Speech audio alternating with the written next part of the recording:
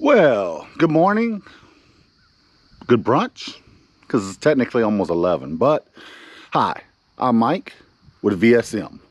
Today, we are going to work on my beautiful, amazing 85 Bronco Sport. Okay, it's not Sport, but everyone keeps saying they're sports because the new ones are called Sport. It's just a Bronco II. But today, we are going to work on it. I bought this thing November 2019, I want to say. So I've had it a couple years. Good little thing. Solid. Has literally one dent on it. One. Which I could easily pop out, but I've been kind of lazy. When I bought it, the roof and the hood were really rusted. No just surface rust. So, with the help of my beautiful wife and a little bit of my sister-in-law, sanded everything. I mean, both. And I went over it with color match paint. I actually put some clear coat, and I never did finish it. I said the cut and buff, which I'm not even 100% sure what that means. But Hurricane Laura happened. Then Hurricane Delta happened. Because for those of you who don't know, I actually live in Southwest Louisiana. So we got hit with 2 hurricanes for 2020. So yeah, it kind of sucked. Kind of got homeless. It just sucked. But that delayed a lot of this project, so I'm finally getting started on some stuff that needed to happen. A little tired too, y'all. So, when I bought it, got a really good price. An old man had this. He, I believe, was the second owner. He bought this thing in 2000 from a used car lot he saw. Well, in 2001, he had the motor rebuilt. Get this. It actually has the receipts. Boosh. But it's 2021, so that was 20 years ago the motor was rebuilt.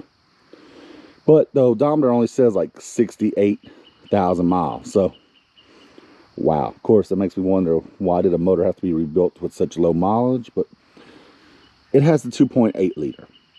Horrible, horrible 6-cylinder. No power. It is gutless.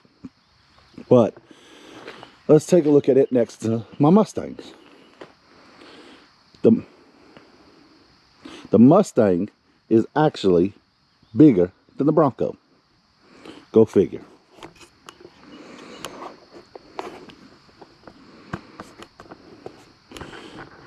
Starting to have a little camera difficulties.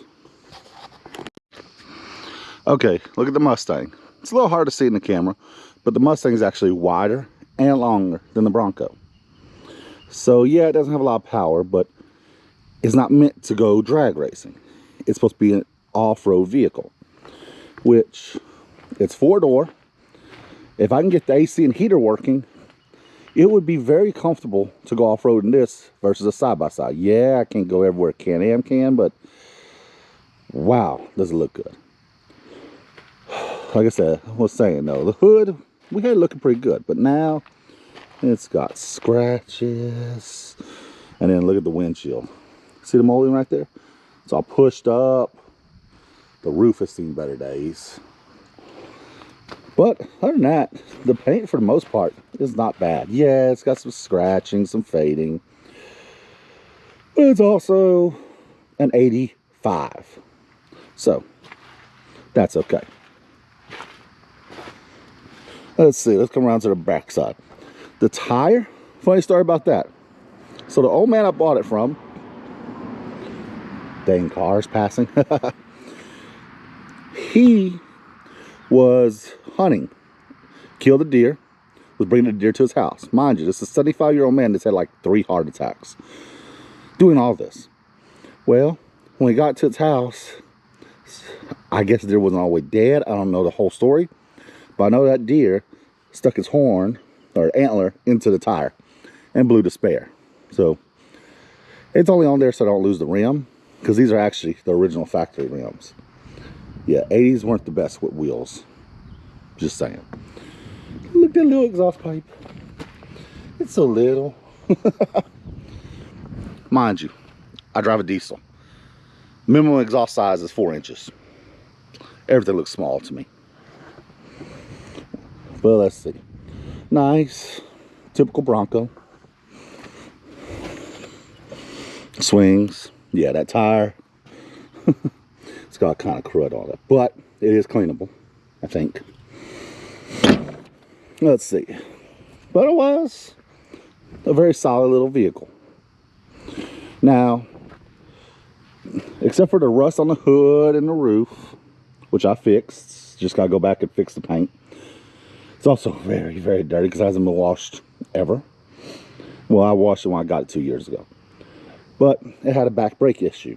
And the guy said he didn't know what was wrong, just the back brakes didn't work. Took them apart. I went ahead and changed their drum brakes. I went ahead and changed the wheel cylinders. I didn't put new brake pads because the brake pads weren't bad. And I'm not planning on driving this across country. Just put new wheel cylinders and hardware and bled them. Back brakes work really well. Front brakes, they work pretty good. It won't stop on a dime, but it stops pretty good. Right now, as you see, I got door panels or door cards, wherever you want to call them, out. They're out because the electric windows do not work, which I can change, but since I don't ever drive it, I don't worry about it. So, now the interior. The seat is, well, the seat is the seat. Yeah, as you see, I've been storing a bunch of stuff in here.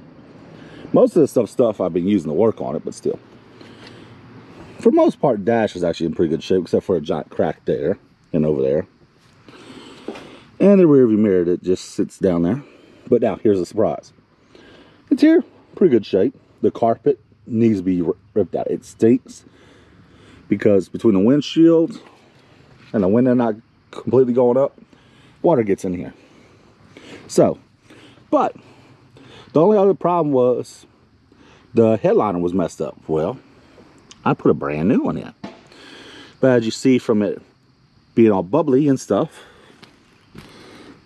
it's all fallen. Thank you, Hurricane Laura. Because it was all nice and tight and looked pretty. But, yeah. Now, I have to replace the headliner. Well, I don't know if maybe I could pull it apart and re-glue it. Because I kind of like the red, white, and blue. It's an 85. It's a cool little thing. I thought, let's be American. But that's just me. Oh, and the door doesn't shut quite. As you see, it's falling. Who would have guessed? Something from the 80s, the door sags a little. But that's because of the hinge pins. Now, I don't know which one, top or bottom. Probably that one. More than likely it's that one. I actually have a brand new one somewhere in the truck. But again, it's one of those things just haven't got to. But gotta kind of do some karate and it closes. But today, the only thing to stop me today from running and driving are two issues. The water pump is leaking water. It doesn't seem to overheat though, but it's leaking quite a bit. So I bought a brand new water pump. On with a thermostat and a radiator cap. So that should fix that. The other issue, I decided to change the filter on the transmission. Something this old, thought it'd be a good idea.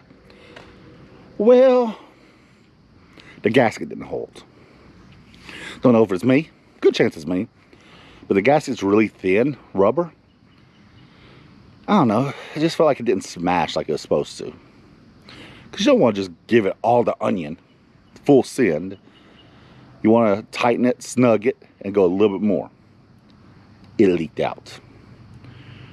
I mean, it leaked out bad. It looked like someone was murdered underneath this thing. But I got a little RTV, a little bit of RTV on it. Hopefully it'll hold. Those are two issues. So if I can get the transmission gasket to seal and then get the water, change the water pump, this thing should run and drive just fine. Yeah. Except for a few things in the looks department. Should be just good. So bear with me. Let's get this thing going. Now, I got the hood popped because, well, it's not the easiest thing to do. But for right now, let's see if I can remember this. All right. Whew, look at all that horsepower. Actually, find the horsepower because there ain't much there. I think this came with 110 horses, maxed out. That's it. I swear my lawnmower has more power than this, but put in four-wheel drive low, it'll get you where you need to go. You can see the heater bypass. But I did try and fix the AC and put a new connection right there. And I have a whole new O-ring kit for it, but we'll get there. Let me prop this up and let's see if we can get this thing fixed.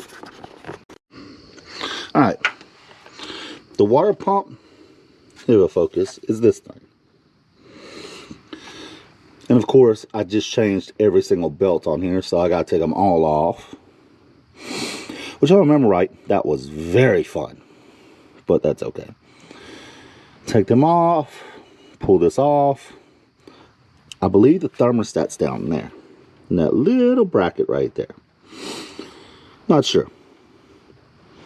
Apparently it's also leaking a little bit of oil. But that's okay. We'll get there. Alright, bear with me.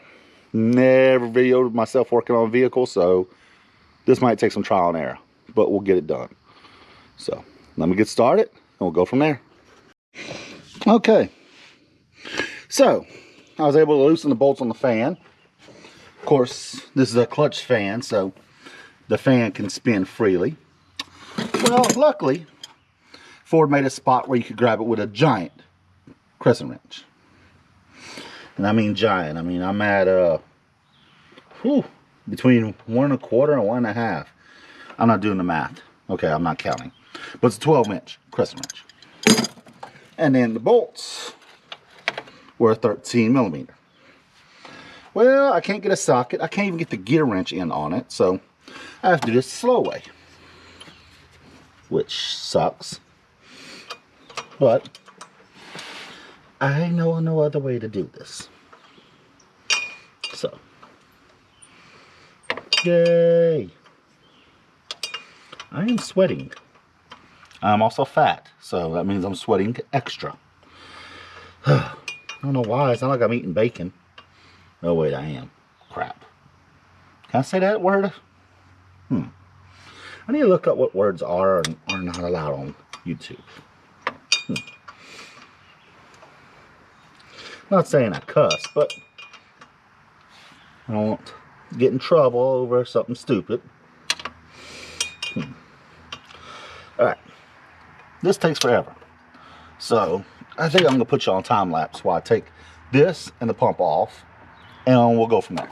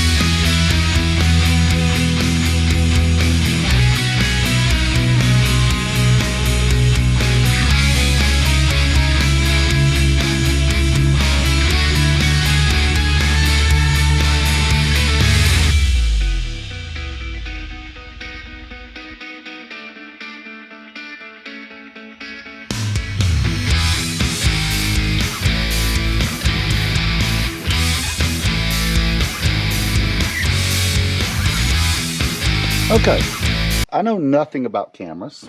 I mean nothing. But for some reason my GoPro doesn't want to keep filming.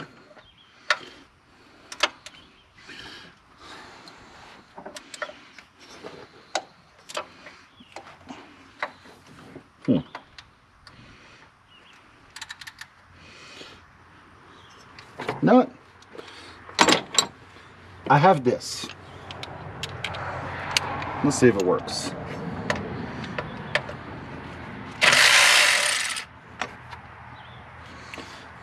Yes, it does.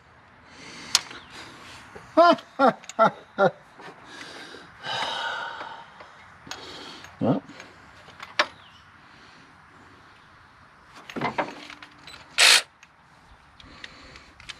that sucked.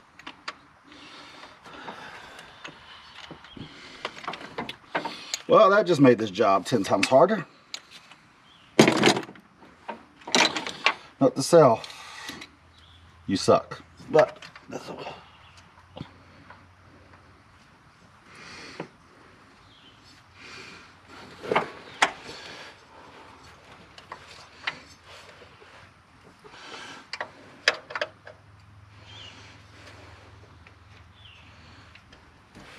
Okay, these bolts should not be this hard. Oh my goodness.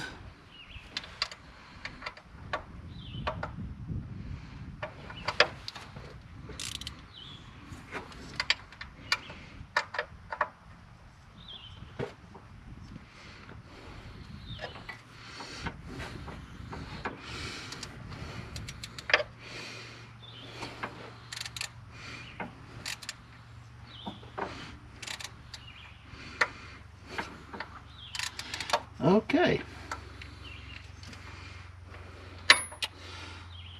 I do not like how hard these are.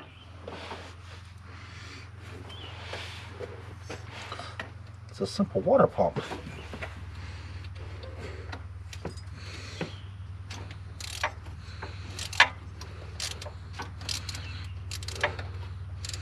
Okay, that one felt a lot better.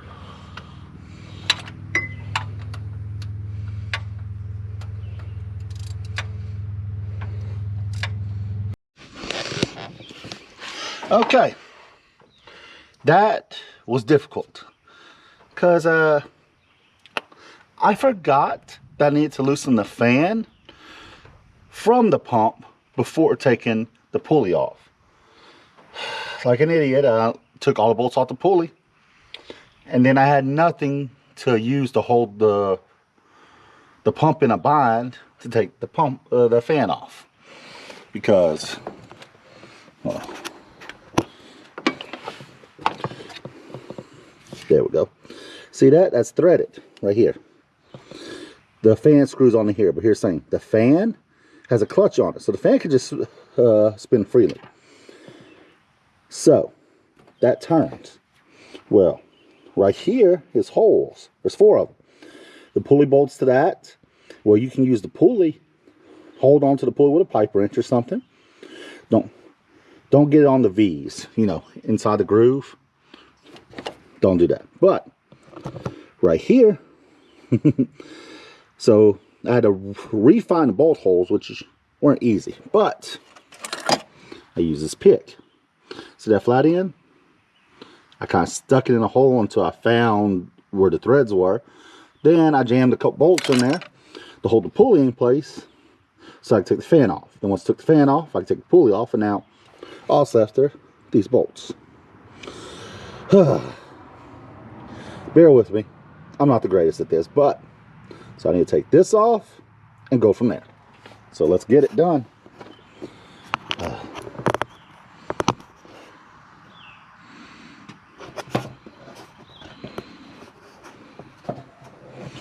Yay.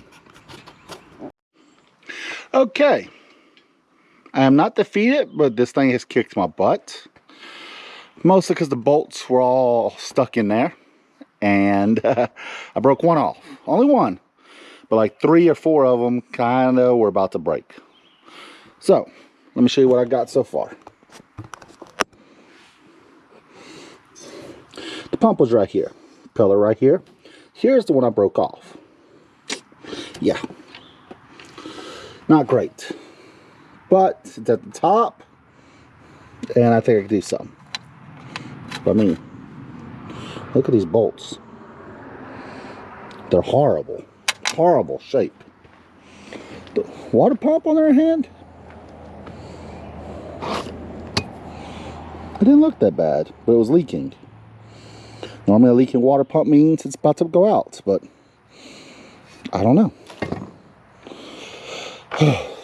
Got a handful of bolts because I have to get a bunch of different sizes, because of course it's not just one type of bolt for the whole thing. It's 3 or 4 different kinds. Either way, I gotta bring this, go match them up, and get new hardware. So that means I'm not finishing this today, because I'm at least 30 to 40 minutes away from any kind of parts house. It sucks big time. I don't want to spend a lot of money on it because I don't plan on keeping it in here. You can put a 302 in these. I thought about getting an LS or something, but then I'll hear all the hardcore Ford guys screaming and crying, "No! Sacrilege!" So, and I think I can get a 302 pretty cheap. And they make brackets and all that to put them in here. It's going to be tight. I mean, it's going to be tight. But that's okay. This engine makes 100 horses.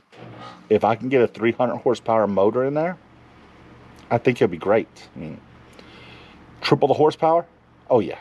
So I still got to clean up the area. I got to clean all the old gasket off. I'll probably get a wire wheel or something in there. I still got to see if I can get that top bolt out. Luckily, it's top bolt. If I can't get it out, I'm just going to say screw it. Put a lot of RTV and go. Because like I said, I'm not planning on keeping this engine in here. It's a crappy engine. So I just got to make do until I can afford a motor or find a motor, or if someone's really nice and gives me a motor to put in here. I don't know. But for now, off to the parts house. Thank you.